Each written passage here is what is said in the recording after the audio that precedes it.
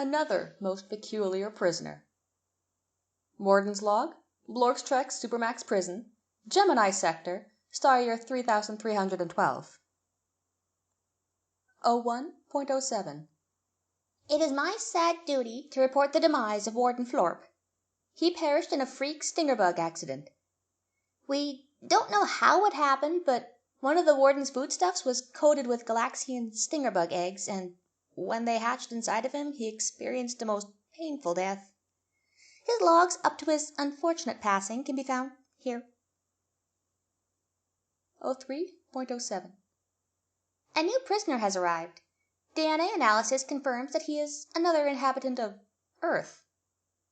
I have to wonder how they keep getting all the way out here.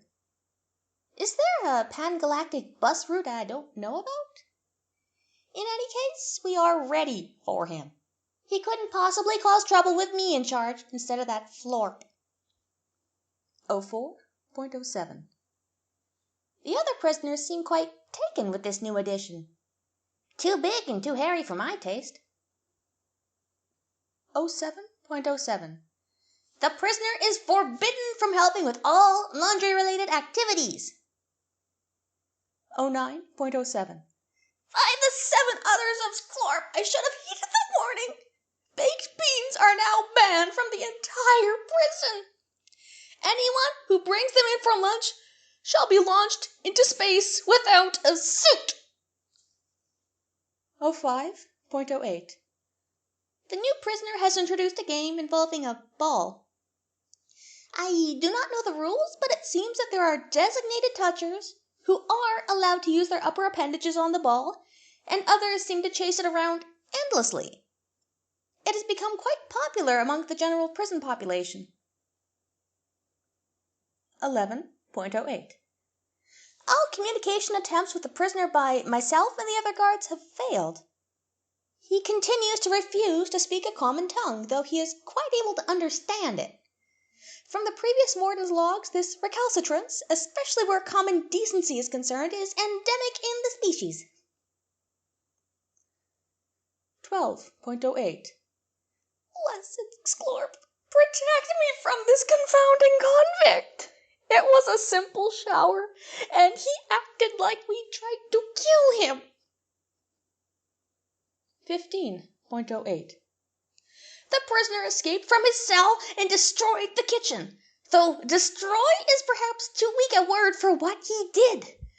Garbage bins were upended, doors pulled off their hinges, and food spread evenly across the tiles. I could not have destroyed it more completely with a band of trained troublemakers. 17.08. No hats!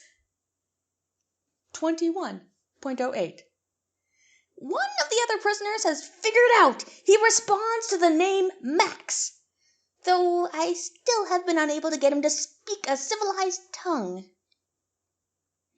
22.08. There was a prison riot today. Max charged into it, shouldering aside combatants, and tackled a Glorbleflex. Much to all of our surprise, it was the Glorbleflex, and being many times his size, that went down. I did not exactly see what happened next, but when they emerged from the turmoil, Max, the crazed earthling, was dragging a wet and very grumpy muscle-bound figure by his clothing. 25.08.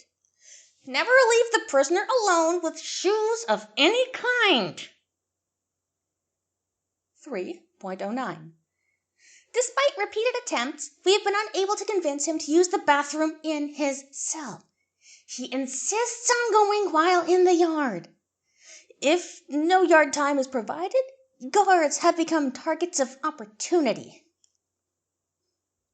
04.09. It rained, and Max has started to stink up the yard. 05.09. His smell has begun to overwhelm the guards. On my orders, they flooded his cell with soapy water. Despite our best efforts, the stink remains. 06.09. The prisoner is forbidden from singing, especially late at night when everyone is sleeping. 15.09. Max attempted to mate with another prisoner today. Are all Earthlings this strange? 30.11. The humans have come to claim their own. The leader of the retrieval team spoke to Max, though I only caught a few words. Maximilian Rex, how did you get all the way out here? We've been looking for you all over, you silly dog. I have created a new prime directive for the Blorkstrax Supermax prison. Nothing from Earth is allowed in, ever. No exceptions.